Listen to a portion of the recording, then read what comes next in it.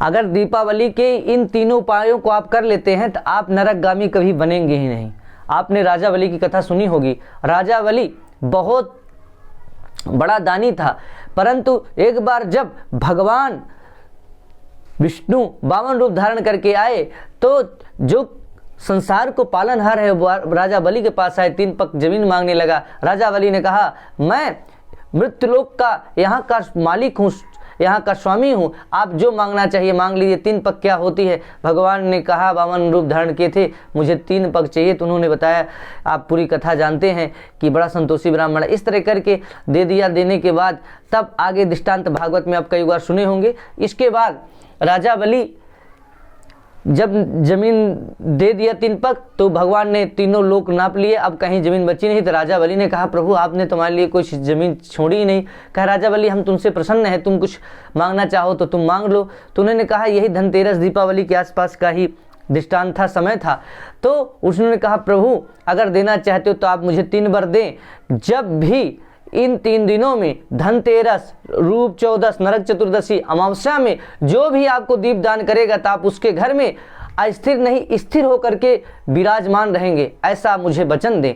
तो ऐसे करके भगवान ने कहा, चलो ठीक है हम वचन देंगे आपको। तो इस तरह करके जब वचन दे दिया तो कौन से वचन हैं आप इनको जाने। तो अब आपको क्या करना है, दीपावली से ठीक 3 दिन पहले, मतलब धनतेरस, रूप चौदस और दीपावली के दिन आपको दीपदान कैसे करना है। तो आपको सबसे पहले जो आप लोग साधना करना चाहते हैं, जो ऐसा करना चाहते हैं, आप करके एक बार देख लीजिए। Practice makes mean in perfect, करके देखिए। तो भगवान विष्णु भगवान के नाम लेकर के संकल्प करेंगे। सबसे पहले आपको 3 दिन धनतेरस से, तो उस दिन क्या करना, सूर्यास्त होने के बाद धनतेरस वाले दिन, और फिर सीधा रूप चौदस वाले दिन भी यही करना। सूर्यास्त के बाद स्नान करना, पवित्र हो जाना है, क्योंकि स्वच्छता पवित्रता में ही धन आता है और माँ लक्ष्मी वहीं आती है, निवास करती हैं। इसके बाद आप पवित्र होकर जाइए, स्नान कर लीजिए। स्नान करने के बाद अब आपको दीप दान करना है। दीप दान करने के लिए आपको संकल्प लेना है, जो उन्होंने 3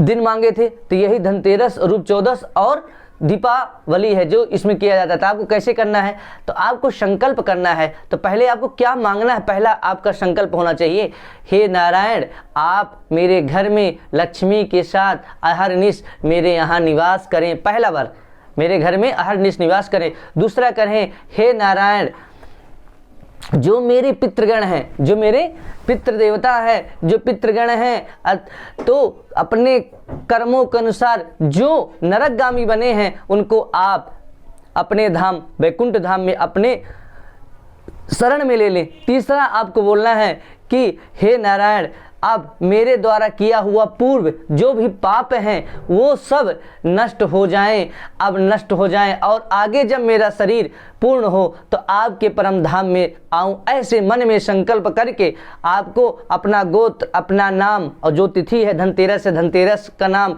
पक्ष, कार्तिक मास, ऐसे करके भगवान नारायण के ऊपर चढ़ा दें। जो व्यक्ति ऐसा करता है उसको कभी नरक नहीं जाना पड़ता, यहाँ तक कि यम भी उसको स्पर्श नहीं कर सकता। ऐसा सोच करके मुझे यम भी ना सताए, न स्पर्श कर सके, किसी प्रकार का भय न रहे। ऐसा करने से आपको निश्चित ही पूर्ण लाभ मिलेगा, नरकगामी कभी आप बन नहीं सकते। इस तरह करके ये मैंने आपको ये कथा लक्ष्मी जी के बारे में बताया कि आप कैसे ये पूजन करने से आप नरकगामी नहीं बन सकते और अपने घर में सुख शांति समृद्धि प्राप्त कर सकते हैं।